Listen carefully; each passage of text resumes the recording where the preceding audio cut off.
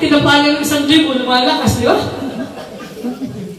Napanood mo sa Facebook yung kagawad. Lahat ng tapos sa kato. Kalakas. So, ang perfect peace, kahit hindi ka tapalan ng 1,000, kahit wala kang pera, payapa ka rin. Amen? Amen. Kahit na wala kang ulam, masaya ka rin. Amen? Amen. Kahit na parang may nanaramdaman ka, panatagpag ng kalooban mo. Kahit na parang maraming hinarap, kinakaharap, payapa pa rin ang puso mo. That is shalom, perfect peace. Na ibig sabihin ay soundness of health and soundness of spiritual life. Yung kaluluwa mo, yung spiritual being mo ay matatag.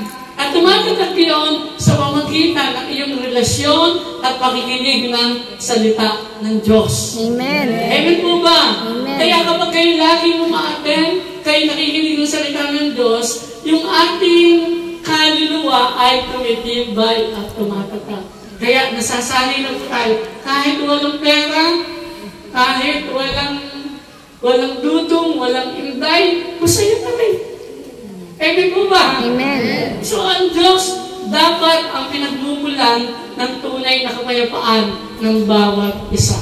Kanina sabi ko, huwag yung i-motivate ang inyong mga anak na maganda ang buhay. Hindi po ito yun. Walang buhay na talagang naging perfecto. Amen po ba? Amen. Hindi tama yung sabihin na all is well. No! Sapagkat ito yung isang kamangmangan o kawalan ng katalinuhan para sabihin na pag ikaw ay nakatapos, gaganda na ang iyong buhay. Maybe sa pagdating sa pananalapi, pero how about sa iyong puso? How about sa iyong buhay? Madalas ang problema ng tao, pera, puso, pamilya. Kaya po ba? Kaya nung tayo po ay nagme-mission pa sa mga 10 years ago, alam niyo po, pag nag-ring na yung mga roaming natin, kinakabahan na yung mga nasa abroad. Amen po ba? Amen. Kailan nyo natawagan ang inyong nanay dahil gusto mo lang siyang makausap o batiin? Alam niyo po, tayo nasa Macau, pag Pasko, pinakamalungkot na araw sa ibang bansa. 10 years ago, meron po ako nakita dun sa Red Market, isang kababayan natin na nagtatrabaho sa Makati. Sa Red Market, kumakain ng tinapay. Nilapitan ko, sabi ko, ate, ba't po kayo umiiyak? Kasi po, yung aking pamilya. Ano po ang problema sa pamilya? Kasi po, nung mga December, pagpasok po ng December, tawagan. Nagsabi po ng bibili, sapatos, pamahanda, relo, damit, lahat sinabi. Napadala ko na po yung sweldo ko, ngayong Pasko, walang tumakot sa akin. Huwag niyo pong isipin na nakahiga sila sa pera. No. Dinadaya lang po kayo nila. Madalas kasi, kayo naman kasi mga nag-abroad. Ang pinakikita nyo, yung magagandang pasyalan. No? Yung magagandang concert, yung mga hotel, yung mga kiniinan nyo. Pero yung mga domestic, nakikita yung mga pagkukulit nyo ng inidoro. Yung nagagalit sa inyo mga employer. Yung mga pagbalikan sa amo, kailangan magbuhat, di ka aabot sa bus stop. So, madalas ganun ang kwento natin. Kaya Lloyd, feeling natin, okay lang ang buhay.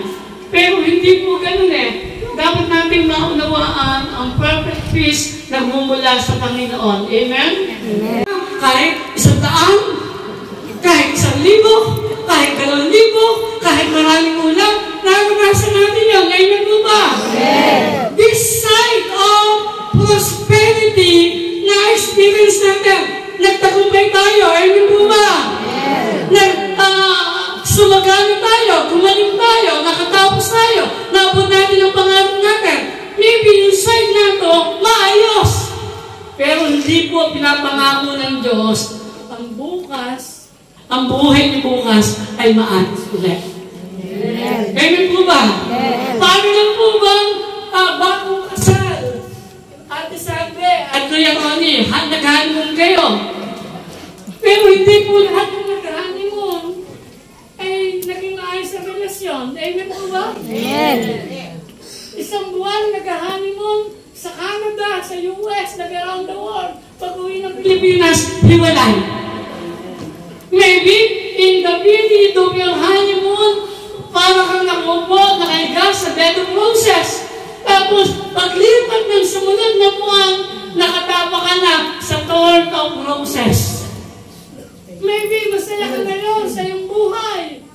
Tapos, darating ang araw, nagluluksa. Amen po ba? Amen.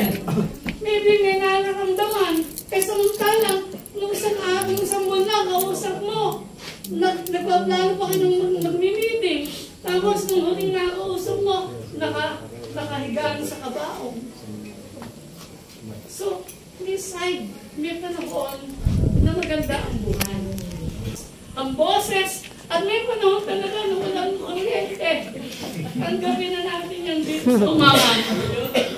Praise. May panahon po ng pagsasaya.